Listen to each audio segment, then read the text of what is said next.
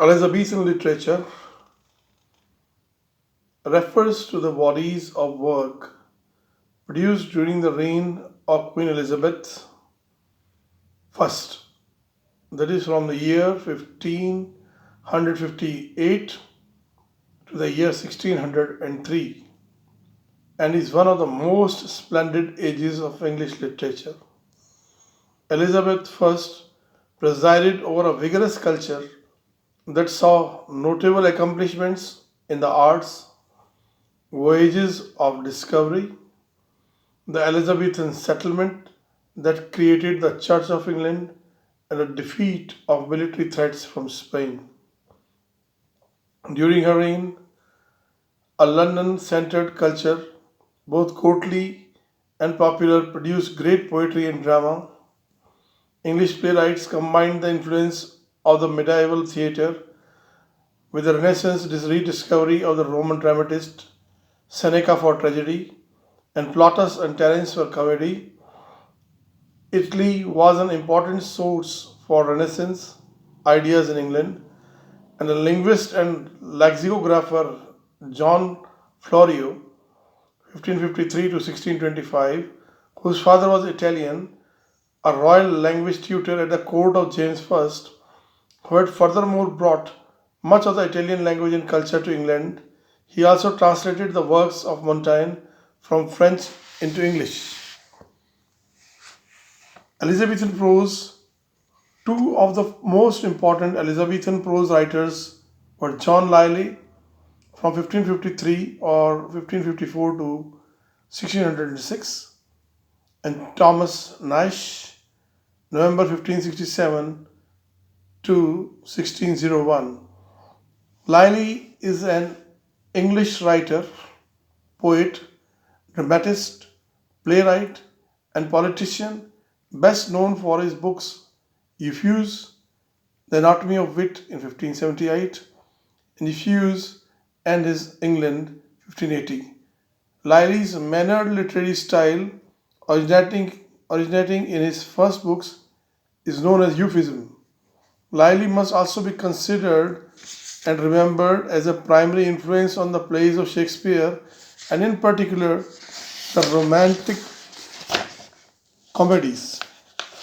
Lyly's play Love's Metamorphosis is a large influence on Love's Labour Lost, and Galatea is a possible source for other plays.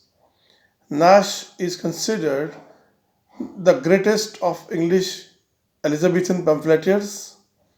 He was a playwright, poet, and satirist who is best known for his work, The Unfortunate Traveller. George Patenham, 1529 to 1590, was a 16th century English writer and a literary critic. He is generally considered to be the author of the influential book on poetry and rhetoric, The Art of English Poesy, published in 1589. Elizabethan poetry, Italian poetry, was an important influence on the poetry of Thomas White, one of the earliest English Renaissance poets. He was responsible for many innovations in English poetry, and alongside Henry Howard, Earl of Surrey, introduced the sonnet from Italy into England in the early 16th century. White's professed subject, or I would say object, was to experiment with the English tongue, to civilize it, to raise its power to that of its neighbors. While a significant amount of his literary output consists of translations and imitations of sonnets by the Italian poet Petrarch, he also wrote sonnets of his own. White took subject matter from Petrarch's sonnets, but his rhymed schemes make a significant departure. Petrarch's sonnets consist of an octave rhyming ABBA, followed after a turn volta in the sense by sestet with various rhyme schemes. However, his poems never ended in a rhyming couplet. Wyatt employs the Petrarchan octave, but his most common sestet scheme is CDDC EE. This marks the beginning of English sonnet with three quatrains and a closing couplet. In the later 18th, or no, sorry, in the later 16th century, English poetry was characterized by elaboration of language and extensive allusion to classical myths. The most important poets of this era include Edmund Spenser and Sir Philip Sidney. Elizabeth, herself a product of Renaissance humanism, produced occasional poems such as On Monsieur's Departure and The Doubt of Future Foes. Edmund Spenser was one of the most important poets of the period, author of The Fairy Queen in 1590 and 1596, an epic poem and fantastic allegory celebrating the Tudor dynasty and Elizabeth I. Another major figure, Sir Philip Sidney, was an English poet, courtier, and soldier and is remembered as one of the most prominent figures of the Elizabeth age. His works include Astrophel and Stella, The Defense of Poetry, and The Countess of Pembroke's Arcadia.